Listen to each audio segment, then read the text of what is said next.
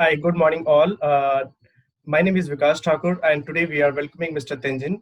Mr. Tenjin is a class of 1992-1996, and we have brought you a webinar series on the entrepreneurship one-on-one. And this is the first of many in which we are going to talk about, how we can learn about the entrepreneurship from our various alumni. Mr. Tenjin happens to be also an alumni from IIM Bangalore. He has nearly 2 decades of experience ranging across investment banking, product, entrepreneurship, etc. And he has spent nearly about 4 years, in food and beverage segment where he has raised Series A fund, and then he has ventured into healthcare segment where he has raised also pre-Series A fund about a $5 million. Currently, he's working in the healthcare segment where he's standardizing the hospitals similar to OYO of hospital model, and he's also consulting various Series A startups and various startup community where he's mentoring and assisting them in starting and scaling up the businesses. So over to you, Mr. Tenzin. Sure. Great, Vikas, to connect with the alumni network, and thanks to your efforts. And also, it's a great opportunity to get a chance to talk to upcoming students who are, I believe, going to shape the future of the country. So I'll just start with my background, and so I have some listed a structure which I think will perhaps help people integrate better with the sense of entrepreneurship.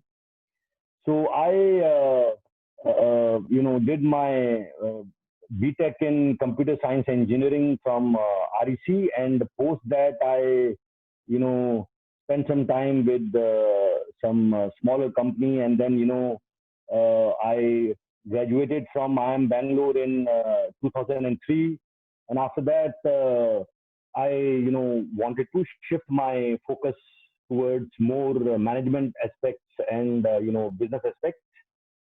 The first 3 years after passing out from IIM Bangalore, I've spent in an investment bank, and so after that, I was experimenting that, can I get into an industry where I understand the internet-based ecosystem better?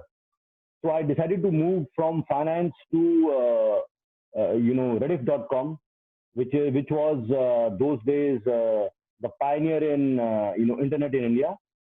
And so I then was the product head of their classifieds and paid ads. So classifieds was something which is similar to Just Dial today, and paid ads is something which is similar to the AdWords, Google AdWords unit today. So I had some very interesting times working on different solutions, search-based solutions, machine learning, artificial intelligence-based, algorithms. And in 2011, then I left Rediff basically to start my first venture. So my first venture was in food tech space, and I invested my own savings, a princely sum of around 10 lakh rupees in 2011. I then managed to raise a friends and family round of total around 100,000 US dollars, around 70 lakh rupees. So we then started getting into the individual meal delivery space, something what a Swiggy does today. The idea was that there are a lot of institutional kitchens. So how can we help those institutional kitchens reach the retail market? Restaurant kitchens don't have that kind of capacity. So we were working with large flight kitchens like TajSATS, Birdies, Oberoi's, or those catering kitchens. Each has an average of 4 to 5,000 meal capacity a day. A TajSATS had a capacity of 50,000 meals a day. We were doing the last mile logistics for them. So then we also started organizing parties. Again, a similar model, outsourced kitchen, outsourced crockery cutlery, outsourced DJ, outsourced bartenders. We were working on the menu creation.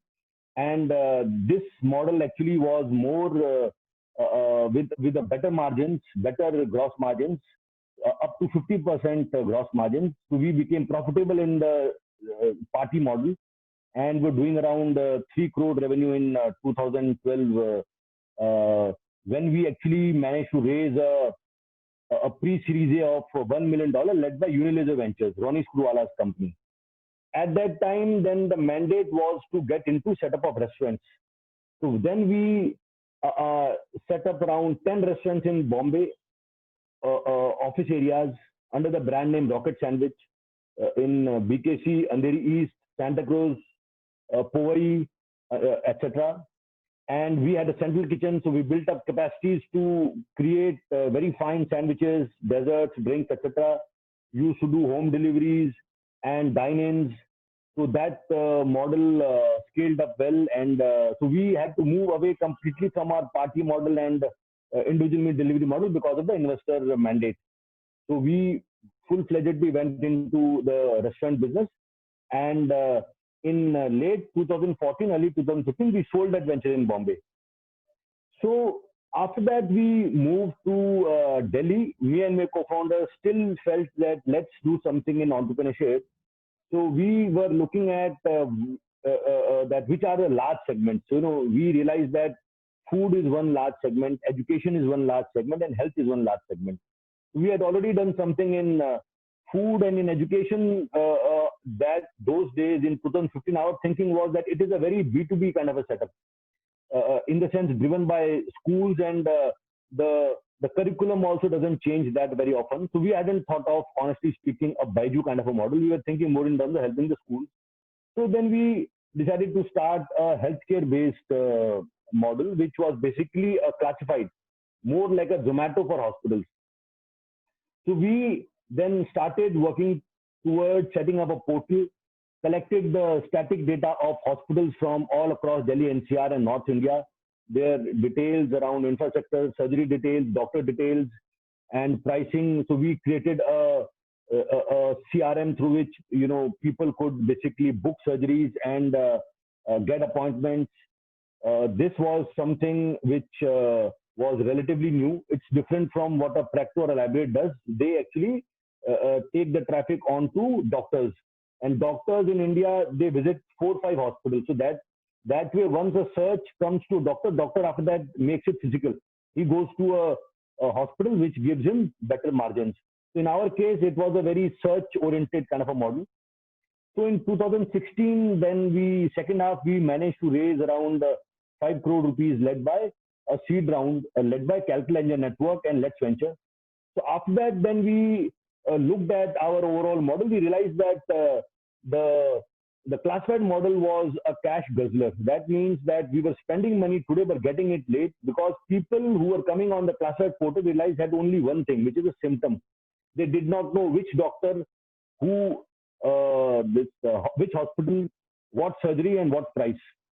So by the time they used to do this discovery, they were taking 2-3 months, and our payments were coming after successful surgery. So we decided to work on a medical loan vertical, which basically we realized that people who have done their first OPD is outpatient department, OPD means first consultation, who have done their first consultation, so then they start their surgeries very fast. So then we built that technology stack. We integrated with 8-10 NBFCs. NBFCs are non-banking financial companies. These are also called as pseudo banks. These are not banks, so they can't take deposits, but they are very active in lending. So then we brought 8-10 NBFCs on board, and we created a tech stack to integrate their LMS, loan management system, with our this tech backend. We used to manage their initial stages like eKYC, e-Aadhaar, and also give them soft approval to the prospective borrower. Then we used to pull CIBIL details again through an API, and then we used to collect banking details again through APIs, companies like Perfios and Yodlee, which are banking aggregators. Then we used to parse the data and basically calculate some ratios like average banking balance and FOIR, which is fixed obligation income ratio, using which we used to create a CAM, credit appraisal manual, which basically is used by NBFCs to underwrite. That means they are willing to take the risk, after the qualification gets better. We also used to do our own underwriting under a separate model, again using balance sheet of NBFCs. And on the hospital side, we built CRM to enable hospitals to identify leads of patients who need medical loans. So today, if you see, the hospital-based ecosystem is in a very sorry shape, if I may say so. Healthcare in India is going through a difficult time. and more so because of Corona. Even before that, this entire industry is 90% plus in the SMB space, small and medium businesses, because of which they are not able to leverage the strength of a large corporate. The brands like Apollo, Medanta, your Fortis, Max, etc., are not more than 5-7% of the overall bed inventory. That is number of beds. 90% plus lies outside, and these are small hospitals. So these small hospitals work more like rental shops. What that means is that a visiting doctor will come, he will say, I am getting a patient, and hospital will give them some kind of a payout because of them using the hospital infrastructure. So because of this, the systems and processes at hospital end are not very stable. So we built a CRM for them to enable patients to move and reach us for their loan requirements. So for example, there could be a cash patient who needs a loan before he starts the treatment, an insured patient whose insurance pre-authorization is rejected and he again needs some money initially, a cash patient who is admitted and his money is running out, insured patient who is admitted and his cover is running out, insured patient who sometimes have to do treatments which are not covered in insurance, like IVF, cataract, LASIK, etc., which are elective treatments, or insured patient who has a ESI or a CGHS cover, which are government covers, which basically give you some limited options. They want to upgrade, they need more money. So all of these we were helping them identify, and then we covered entire North India, and then in late 2018, early 2019, we managed to raise around $5 million in Series A. And it was that time I decided to sell my equity, largely to take care of some my personal equity requirements, and investor was ready to purchase. And second was that the model I realized was getting into a narrow space, basically where underwriting was not getting strengthened because of not enough health data. So then I moved on, and I decided to assist a large gaming company which basically wants to launch new products, and I'm also helping them improve a marketing funnel, which basically means post product launch, how can game improve their marketing. So that is one aspect, and third is basically helping them in overall improvement in monetization of your players who are coming. This is especially for real money games. Real money games are card games like Rummy, Poker, etc., where a very strong data analytics approach is required to help improve the monetization. So this is my stint with gaming. It is a large Series A plus funded company, one among top 3 in India. And I am also assisting some hospitals to help improve their ROI, which basically is a learning from my fintech space, health tech space, where these hospitals need a strong support in terms of their data integration, and also help in terms of your identification and improvement of the value chain. So today hospitals largely suffer from 2 areas, which is data sits in silos, which is data is in, let's say, your EMR data, electromagnetic records, also called as EHR, health records, electronic health records, OPD data, or your cath lab data, diagnostics data, or your, this OT data, etc. All of these sits in islands. So this needs to basically be brought on together onto a single platform. And if you see here, learnings of a data warehousing project is important. In data warehousing, there are 3 stages. ETL, extraction, transformation, and loading. So basically, we need to extract, transform, and load this data onto a single database, single data format. After that, then you have to implement a value chain. Value chain means a KPI, key performance indicator based framework. So today, with most of these hospitals, what is happening is that people are experts are interpreting data on their own, because of which the overall engagement is not happening in a very seamless manner. So this is some key pain point for hospitals. And so that is my personal journey where I am today. And so I'll also talk about, why entrepreneurship is important in India today, and what are the key aspects which you need to consider while starting any company. So today, India is going through, I would say, a very different phase, a very interesting phase from tech backend. If you see, previous governments had started some initiatives like India Stack. India Stack is a bouquet of your data pipes which have been opened. So, for example, you have eKYC, e-Aadhaar, digital locker, uniform payments interface, UPI, and digital signature. As we speak, you are also getting a data aggregation, kind of a module which helps integrate all your financial data onto a single place. And likewise, in health, with Ayushman Bharat scheme, government has at least notionally started to work on that common database creation, which will help patients integrate their data. And if you see, for example, in agriculture, you have the old market-based system, APMCs, Agriculture Price Marketing Committees, so they are getting dismantled. And now you have ENAM, which is Electronic National Agriculture Market, and ENWR, Electronic Negotiable Warehouse Receipts. Basically, these are certain instruments and infrastructure which are used for agriculture to basically facilitate gains getting transferred to the farmers. I'm just illustrating some interesting cases. And on the economy side, if you see, because of Corona and even before in India, a lot of these large corporates were facing challenges, because of which your smaller companies are going to get better chance to grow. So I think today is time to experiment and start.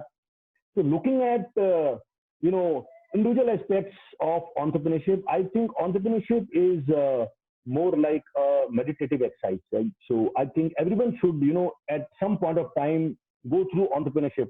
Why? Because it helps clear your mind from a lot of confusion. We, in a lot of large companies, I wouldn't say 100%, but many of us are, suffering with a symptom which says that this problem is because of him, her, or that team or whatever, right?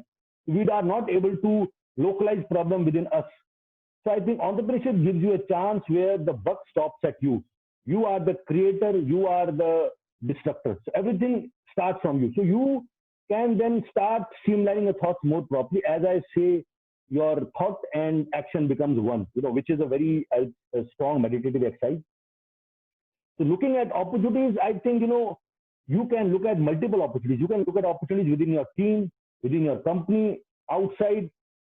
Key aspect is, look at things openly, which means that, and idea is not to belittle bureaucrats and officers, but a lot of times when you go to government offices, you see a common, behavior, which is that this is not my problem because my desk is this much limited in size. So generally officers, not everyone, but many, they try to localize their problems, and because of which the overall, problem statement becomes even bigger, gets delayed, or inefficiencies piling up. So I think, with entrepreneurship, you can remove that kind of outlook and look at the basics. In a typical, let's say your engineering streams, when you look at control systems, how you actually look at a control system, define an input, define an output, and a thread which takes you back to the feedback loop, and you create a system. So a very simplistic version. The idea is that you can similarly apply that mindset to problems around you, define it, and today the ecosystem has improved. You have a very strong angel community. Angel community is basically HNIs, high net worth individuals who can invest. You have also a lot of your seed level funds which are basically investing in the range of 100,000, 500,000 US dollars to up to $1 million. And you also have a lot of incubators, accelerators, etc. So things are much better today. So I think time is good when you want to take a plunge and basically help kickstart the next journey. And last, I would like to add that and then it's largely when I speak in person about me, when I mentioned that entrepreneurship is like meditation. So I think especially for people who are in India, it's our common heritage. I would say that entrepreneurship helps us get closer to concept of oneness. Oneness as defined in Upanishads or in Mahayana Sutra, etc., Jainism, etc., is basically, you call it Shunyata, you call it Advaita. This is a very profound, principle, and it will help you clear confusion, noise from everything you do around, whether it is in terms of a relationship, whether it is in terms of product development, whether it is in terms of marketing, and integrate with the problem statement at hand with a clear focus. I think that is a strong value add. Whether you make billions of dollars or millions of dollars, I would say you will still come out as a winner. Thank you. Yeah. Hey, Vikas. Yeah. So much, sir. I think you have given us a good insight in terms of what one should look at when they are actually thinking of starting up a business, and connecting it with the roots of the origin with Upanishad, and the oneness concept. On behalf of everyone, I thank you for giving us the insight, and we look forward to hosting you on the next session as well. Please, sure. Thank you, Vikas, and thanks for bringing all of us together. Thank you. Thank you. Yeah.